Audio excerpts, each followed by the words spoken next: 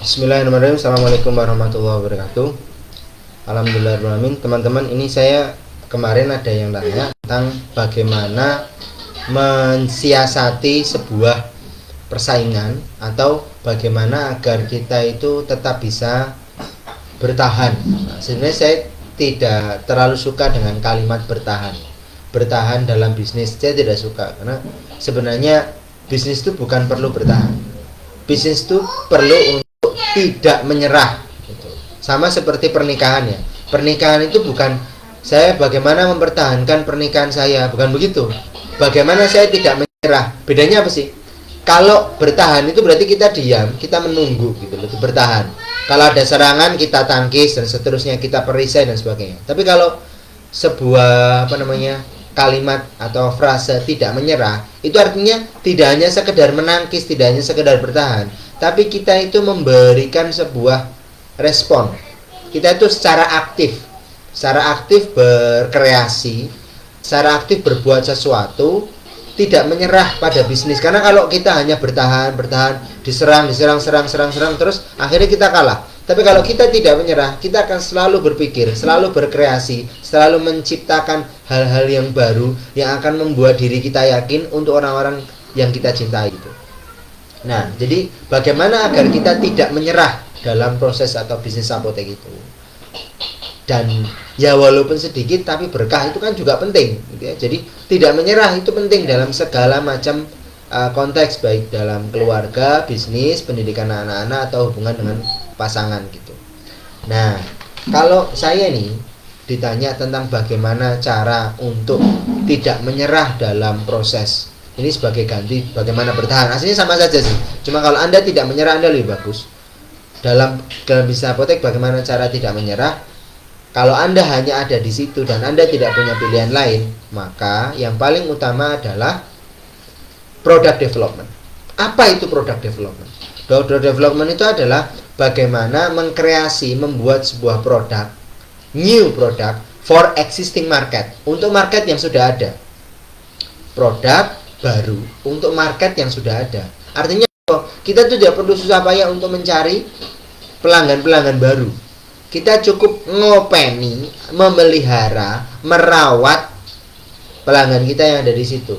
Wah, Mas Arif, kalau kita memelihara itu nanti berarti kita mempertahankan mereka. Sebagaimana ada kalimat memelihara fakir miskin. Merawat fakir miskin berarti kita akan menjaga agar fakir miskin tetap ada sehingga pemerintah itu bisa memberikan subsidi bagi mereka dan seterusnya gitu. Itu tendensius teman-teman. Enggak seperti itu. Kalimat memelihara dalam KBBI, Kamus Besar Bahasa Indonesia, itu artinya merawat dan secara tidak langsung atau secara alami atau well known, sudah diketahui, itu adalah membesarkan. Kayak kita memelihara anak-anak. Enggak mungkin anak-anak itu selamanya jadi anak-anak. Atau kita memelihara bebek, memelihara kambing, memelihara kelinci.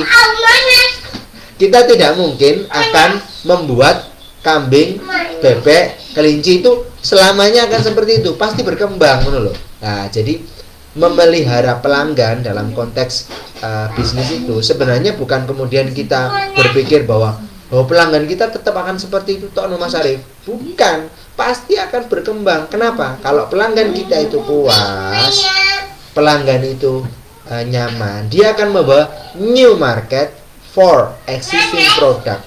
Artinya apa? Dengan sendirinya pelanggan-pelanggan yang puas, customer journey mereka akan ditularkan kepada pelanggan-pelanggan baru. Jadi mereka tidak hanya repeat order, tapi juga referral. Mereka akan mengajak orang lain. Oke. Terus gimana Mas Erik untuk product development? Setelah teman-teman tahu product development adalah pilihan teman-teman, yang kedua urgensinya udah tahu. Sekarang step by stepnya gimana Mas Arif? Sing clear, sing tastes, sing satset. Nah, saya beritahu nih, ada 4. Pertama, teman-teman harus riset pasar. Yang kedua, harus cari produk yang sesuai dengan pasar teman-teman yang sudah direprofiling. Yang ketiga, tes dan evaluasi. Hanya bisa dilakukan itu. Dan yang keempat, repeat. Ulangi terus gitu. Sampai teman-teman mendapatkan produk-produk yang menjadi andalan teman-teman. Yang andal, yang bisa yang bisa dijual atau menjadi competitive advantage bagi bisnis teman-teman. Pertama itu riset pasar. Bagaimana cara riset pasar yang baik? Bertanya. Itu toh. Anda tanya, Anda butuh apa? Yang kedua, berpikir. Ketika kita sudah mendapatkan jawaban, kita pikirkan. Kalau seseorang itu membutuhkan kenyamanan dalam mengkonsumsi obat, misalnya anak saya itu kalau minum obat paracetamol itu pahit Mas Arif, berarti kita nyari produk baru yang lebih bagus formulasinya, yang lebih manis dan seterusnya. Untuk produk-produk, untuk pasien-pasien seperti ini, kita tandai, kita sampaikan kepada mereka bahwa kami punya produk baru untuk Anda yang kesulitan memberikan paracetamol kepada anak-anak. Sekarang produk baru ini lebih manis, lebih nyaman, takarannya lebih pas dan seterusnya. Itu contoh. Nah, yang dilakukan tadi itu adalah tes. Terus dievaluasi, dia respon nggak? Oke Pak Arif, nanti saya beli. Nah, itu berarti dia ada respon. Terus repeat, lakukan terus, bertanya, cari produknya untuk memenuhi kebutuhan tadi, reprofiling itu, lalu tes, evaluasi, repeat, seperti itu ya. Nah, nanti pasien-pasien itu akan menggunakan ya, kan itu customer journey ya, perjalanan customer untuk berinteraksi dengan bisnis atau dengan brand kita. Kemudian dia akan membawa referral, mengajak pasien-pasien yang lain atau pelanggan-pelanggan yang lain untuk mengikuti bisnis yang kita sedang bangun.